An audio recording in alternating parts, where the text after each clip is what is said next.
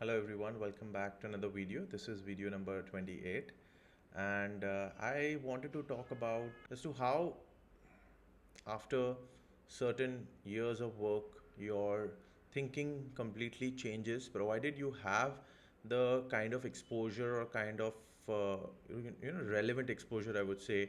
If you have in your work and you've probably met the right kind of people, and how it changes your way of thinking and develops you into someone who probably you wouldn't have imagined when you started out on your career path.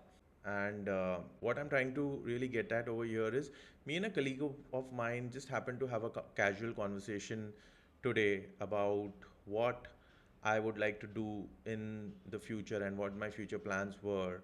We just were, we just stepped out of a meeting. It was a business meeting, and then we just happened to have a conversation around this topic. And he shared a couple of things that he wanted to do, and I shared some aspirations that I had in terms of where I see myself. And that really made me reflect post the conversation, that how I really hadn't ever thought that I would even be thinking about such things, in terms of my journey as an entrepreneur.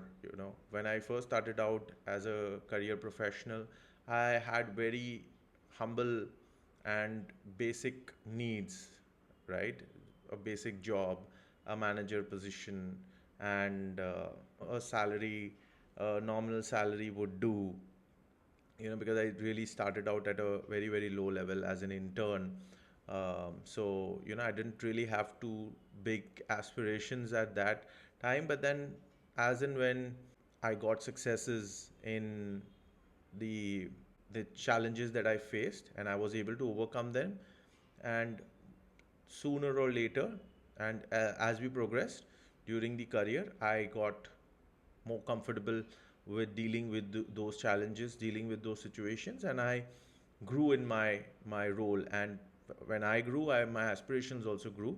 And today, when I spoke with this colleague of mine, he himself was surprised to see as to what I was actually aiming at, and I was actually thinking of becoming.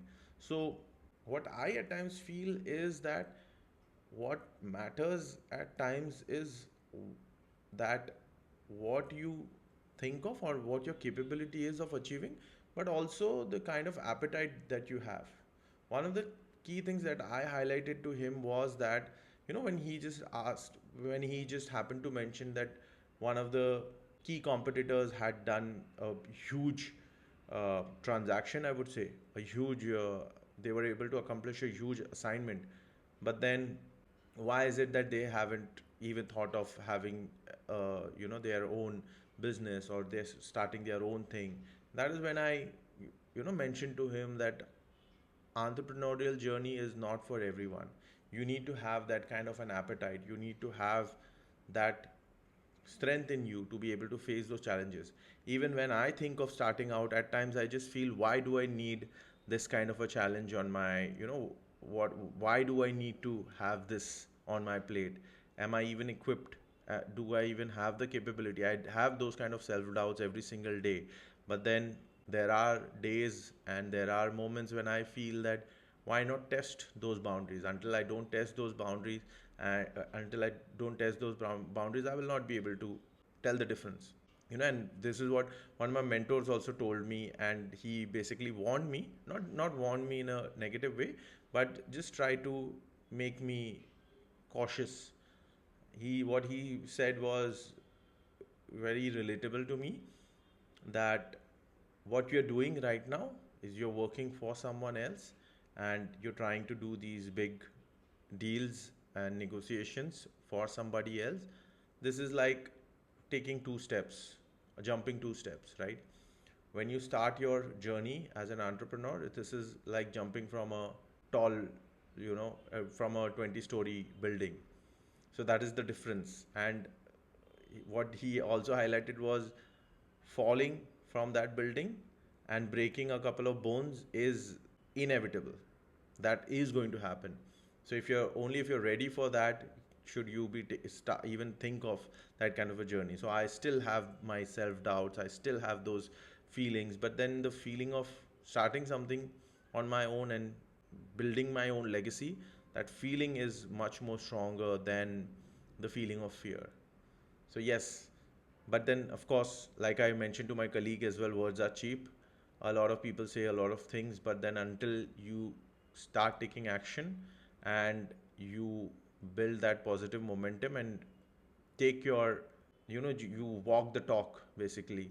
Until you do that, words are cheap. Anyone can say anything, and then ultimately it results are what count. And if you're able to realize those goals and realize those dreams and walk the talk, that is what really matters. And that is the thought that I would like to leave you guys with. This is First Principles. My name is Zaid, and thank you for tuning in.